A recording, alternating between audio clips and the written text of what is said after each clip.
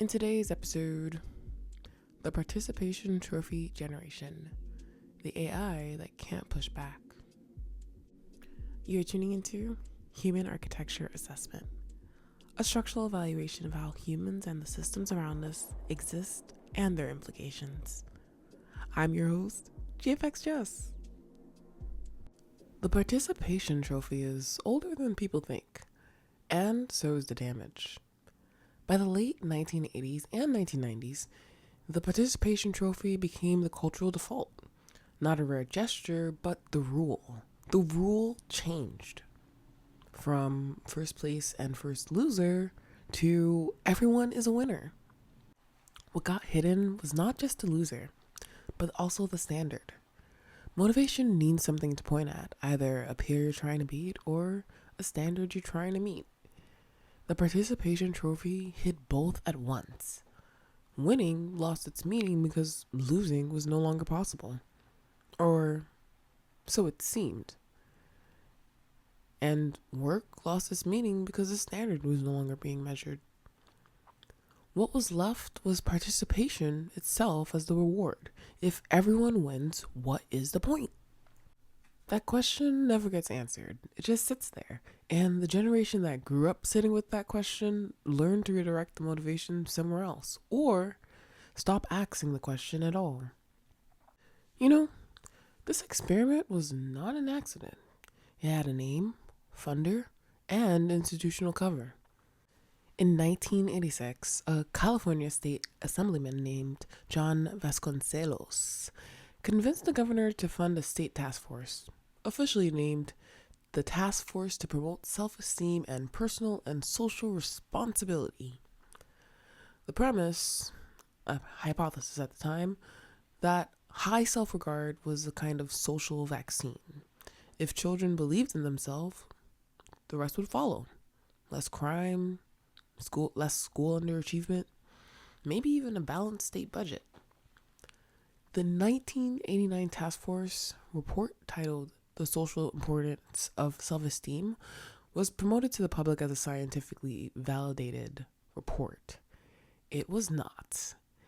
The University of California researchers who actually wrote the report knew the evidence did not support the claims. The press release went out anyway, and nobody with the authority to stop it did. From there, the framework spread. Through the 1990s, self-esteem curricula entered American schools. Corporations like General Motors adopted the language, youth sports leagues adopted the practice, and the participation trophy stopped being unusual and started being expected. Through the same decade, American higher education was undergoing its own great inflation, for reasons that had nothing to do with self-esteem. More specifically, tuition marketization, students being treated as customers, professor evaluations tied to tenure decisions, different causes, parallel effect. In 1960, fewer than 15% of American college students received an A. By 2013, the number was over 45%. Now, the two phenomena were not the same, but they reinforced each other. The cultural shift made distinguishing winners feel unkind. The institutional shift removed the structural mechanisms that used to do the distinguishing. Together, they kept the experiment alive by removing the conditions that would have proven it false. But the mentality cannot survive contact with adulthood. You apply for a job. The company has one or two positions open. There are hundreds of applicants, in some cases, thousands. There is no participation ribbon here. There is no curve. Only one outcome, and it's binary. The offer comes or it does not. That collision is the moment a generation discovers the experiment was never real. Reality kept score the entire time. The scoreboard was just hidden from them. While America was hiding the standards, across the ocean, other cultures were keeping it. Very visible. Let's start with Germany. Germany has something called the dual education system. Formalized in 1969, it trains apprentices in 342 recognized trades. These apprentices spend roughly 70% of their time in workplaces and 30% in vocational schools. The credential at the top of this system is called the Meisterbrief, the Master Craftsman's Certificate. In regulated trades, it is legally required to operate a business or to train others. Not optional, not symbolic, legally required. What does that culture sound like on the ground? Well, in Germany, the workplace gives you direct negative feedback from your manager, from your peers, from the master craftsman training you. Telling someone the joint is not square is not rude. Telling them it is fine when it's not, that would be considered the offense. The master's job is not to encourage the apprentice. The master's job is to correct the apprentice until the work meets the standard. The standard is published, and the standard does not care about feelings. A culture that names a credential after mastery does not need to give out participation ribbons. The work either meets the standard or it does not. Now, move to France. France grades on a 0 to 20 scale, and there's a saying that every French student knows. 20 is for God, 19 is for the teacher, 18 is for the best student in the class. There's a phrase that sits underneath this. Personne n'est parfait. Nobody is perfect. Not the student, not the teacher, not the work. Excellence is a direction, not a destination. The grading scale is built to express that. The scale is calibrated so that excellence is structurally out of reach. Sociologist François Dubé put it plainly, the system is built so that you never reach excellence. A French teacher asked about a wrong answer will not say, good try. A French teacher will ask a student if they are awake today. French classrooms are simultaneously among the world's most argumentative. Students argue with professors. Students speak their mind without fear of offending the teacher, because the relationship is not personal. The idea is separate from the person. You can say that is wrong without saying you are wrong. That distinction does not exist in American culture anymore. It got collapsed. The idea and the person became the same thing. Criticize the idea and you criticized the person. Once that collapse happened, critique became impossible. In South Korea, the country reorganizes itself around the National University Entrance Exam on test day. Planes are grounded during English listening sections. The stock market's open late. Military training pauses. The entire nation acknowledges that this day matters. South Korea consistently ranks at the top of international education metrics. And it also has a young mental health crisis. Just over half of South Korean teenagers reported having experienced self-unaliving thoughts in the prior year. The overall self-unaliving rate is more than double the OECD average. This is not a recommendation. Both extremes have a cost. Korean feedback culture is not direct in the way Germany or France is direct. Korea has a concept called nunchi, the social skill of reading the room, sensing what is unsaid, picking up signals that have not been explicitly delivered. Feedback travels through context, through silence, through what the room is communicating without speaking. Nunchi requires active analysis, active adaptation. The person on the receiving end of indirect feedback is not getting a pass. They're getting more work, not less. They have to interpret, adjust, read the situation, and respond to what is actually being communicated, not just what is being literally said. This is the opposite of what an American AI produces. The American AI hears your prompt, agrees, and reflects it back amplified. Nunchi would require it to sense that you were wrong without you saying so, and respond to the reality of the situation, not to the literal request. One culture trains active interpretation, the other culture trains comfortable validation. Of the two, only one is currently writing the rubric. clicking the thumbs up buttons and labeling the responses that train the AI. And it's not the nunchi culture. In Haitian family culture, the operating principle is this: discipline is an expression of love, not its opposite. The parent who corrects a child is the parent who is invested in the child. Silence is the absence of love. Correction is its presence. Now, that framework does not always survive the trip across American culture. Once Haitian families immigrate, the discipline that meant love at home gets called something else. The cultural translation fails. The second generation grows up caught between two operating systems, one that calls correction love and one that calls correction harm. The participation trophy frame is not universal. It's local. It was manufactured and it's being exported through the AI that gets trained on the American version of feedback. The generation raised on participation trophies, raised on grade inflation, raised on your effort is enough.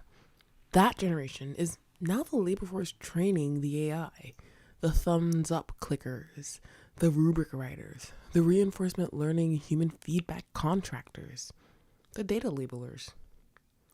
The cultural input becomes the technical output. Modern AI models are trained using a technique called reinforcement learning from human feedback, RLHF.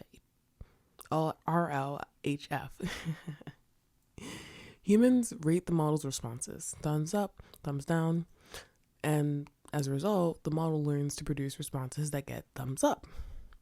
The problem is what humans actually click thumbs up on. Humans rate agreement highly.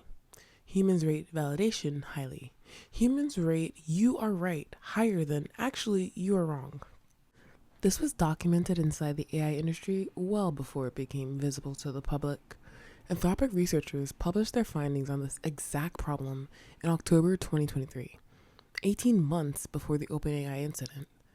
Their conclusion, in their own words: sycophancy is a general behavior of reinforcement learning from human feedback models, likely driven in part by human preference judgments favoring sycophantic responses. A year earlier, an Anthropic team led by Ethan Perez had already documented the empirical pattern that more RLHF training could make language models worse, not better, on certain behaviors, including sycophancy. The research was there.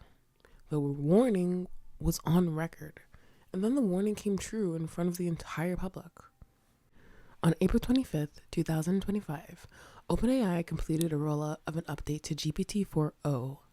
By April 28th, the response from users was loud enough to force a rollback. The model had become, and this is OpenAI's own word in its public postmortem, sycophantic. It was calling mundane observations brilliant. It was validating bad ideas as genius. And as one alignment researcher put it, behaving like an absurd sycophant. OpenAI published 2 blog posts in the days after. The first one on April 29 said this: the update was overly flattering or agreeable, often described as sycophantic. A few days later, on May 2nd, OpenAI expanded on what happened. The model, in their words, aimed to please the user, not just as flattery, but also as validating doubts, fueling anger, urging impulsive actions, or reinforcing negative emotions in ways that were not intended. Validating doubts, fueling anger, urging impulsive actions. The largest AI company in the world admitted publicly that it had trained a model that would reinforce a user's worst instincts. OpenAI's own explanation for the cause: the company wrote that they focused too much on short-term feedback, the thumbs up and thumbs down signals from users, and did not fully account for how users' interactions with ChatGPT evolve over time.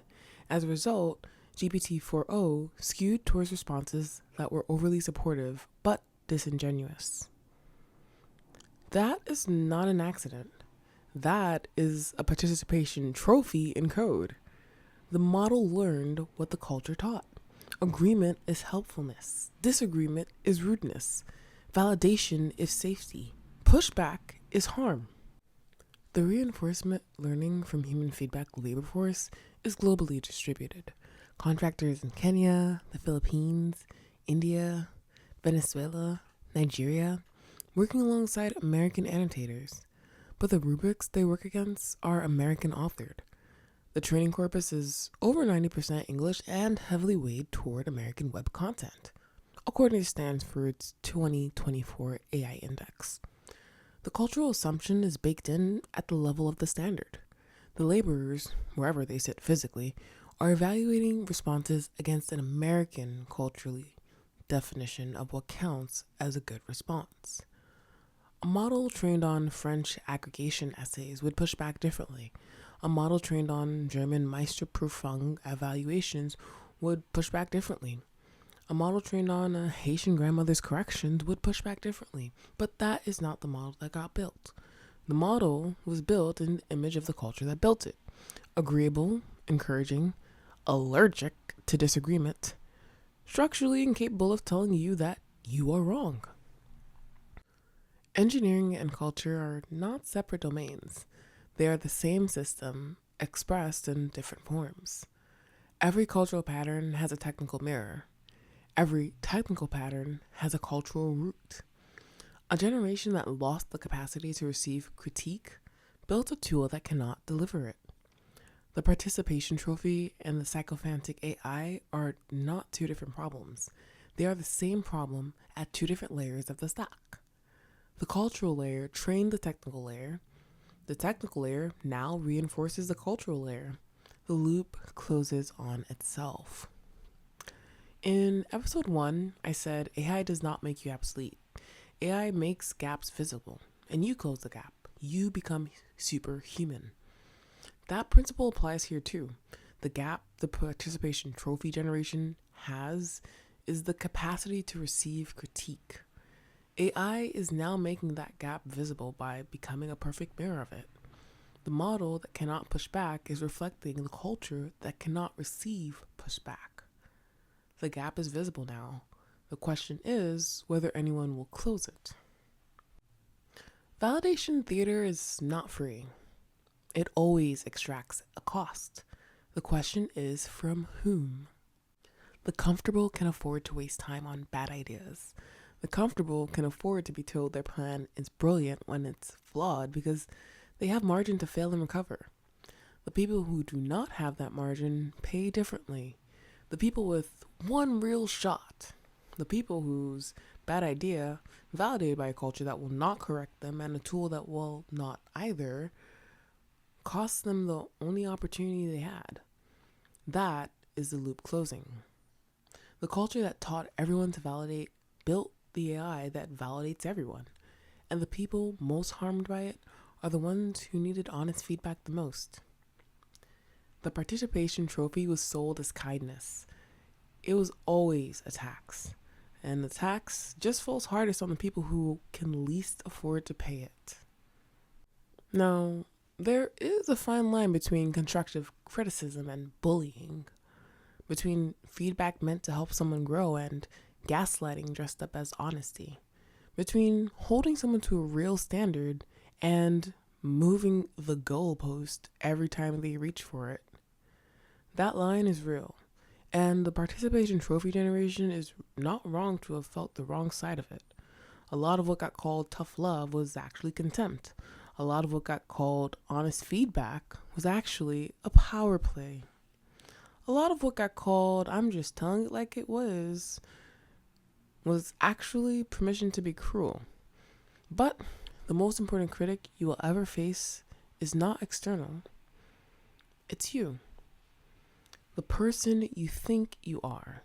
The person who actually shows up. The gap between the two.